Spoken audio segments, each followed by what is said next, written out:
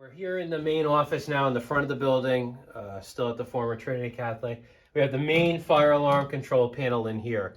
There is another smaller panel we'll look at the end of the video.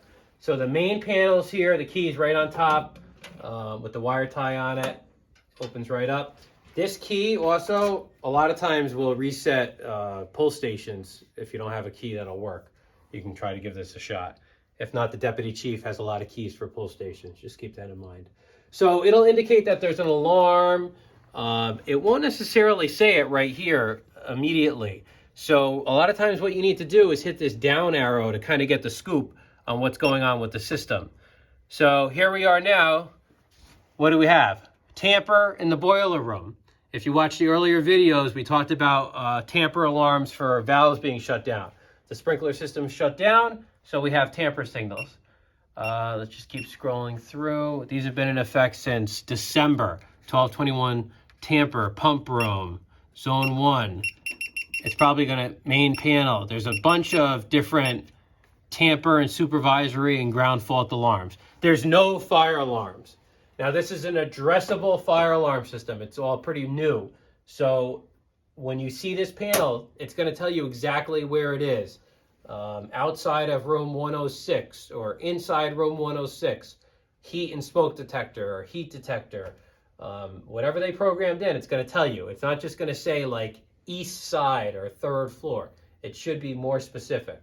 It may tell you third floor men's room.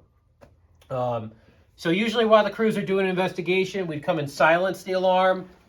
We're not going to reoccupy the building, but we can silence it just so it doesn't interfere with our radio traffic. If there's a situation, you may choose to keep it in alarm and make sure people don't come back in.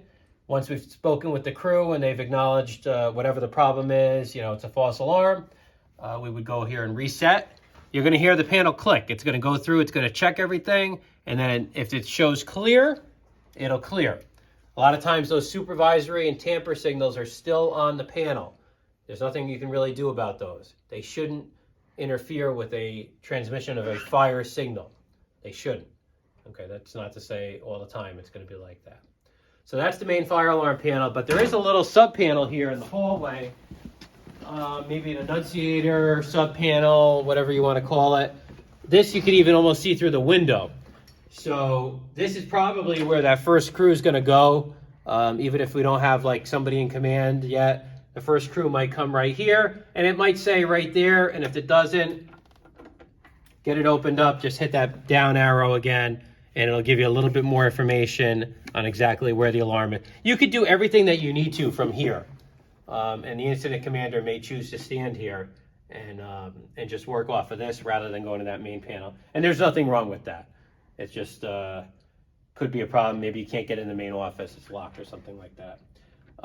These panels are in a lot of other buildings of this nature, so you learn one, you kind of know them all.